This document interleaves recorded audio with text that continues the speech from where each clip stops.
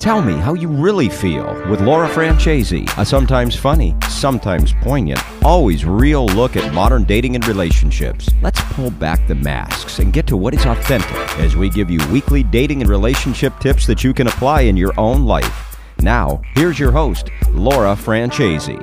Welcome to the show. This week we're talking to Courtney and Jackie about the all-important first date.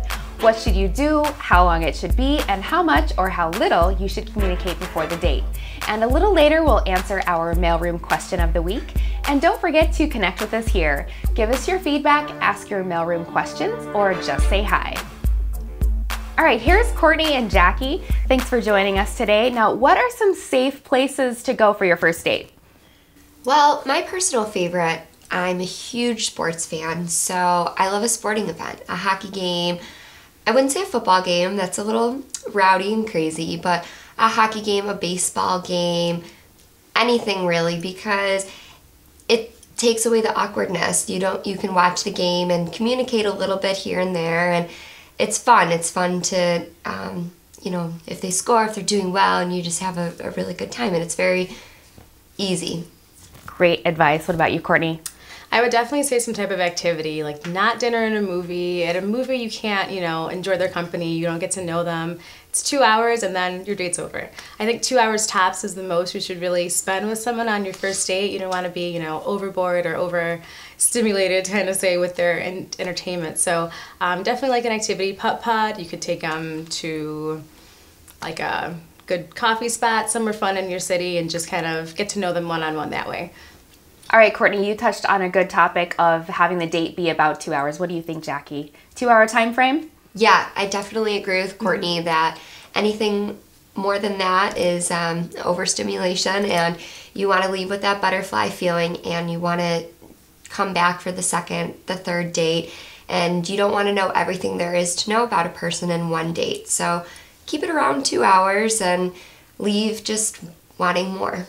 So if some guy says, hey, why don't we go to dinner and then a movie and then drinks after, and you're like, okay, that's 6 hours. That's half of my day and way too much time. Maybe just suggest, hey, why don't we just go to dinner? Or, hey, why don't we go get some miniature golf? Something like that. Absolutely. Awesome. Definitely. Okay, now you talked about overstimulation. Talk about communication before the date. How much communication should you have before a first date? Because I think you can kind of run into some trouble if you're talking too much, texting on the phone too much. What do you guys think? Definitely think you should just, establish your plans, get it set in stone, don't keep asking if we're still on, one time is good. Once you make those plans, it should be set. If they're texting you constantly and saying, oh, something came up, this, that, and the other, they might not be too interested in like rescheduling the date, but if you have a date set in stone, then you're going to want to, make sure you show up and just take it from there.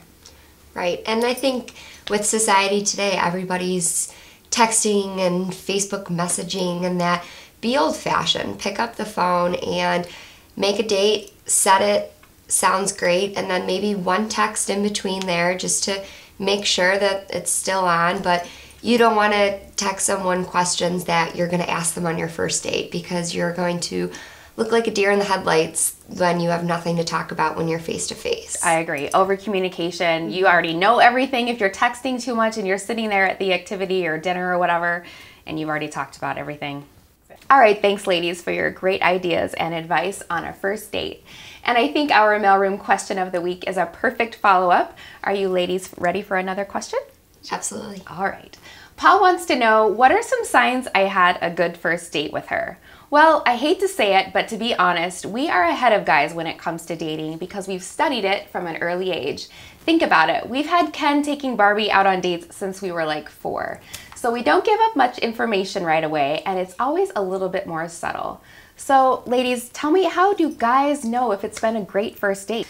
I think if a girl gives you a clue that she wants to kind of do something that you mentioned on the date, like, oh, I've always wanted to go skydiving, like, oh, well, we should do that, next week or something crazy, then you know that there's a chance to kind of get to know them better. She's interested and she wants to kind of get to know, where this relationship should go.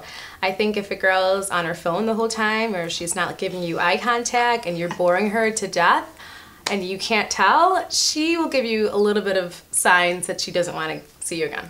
Right, so a girl is not going to say, oh, let's go do this if she's not interested. Absolutely. Perfect. Right.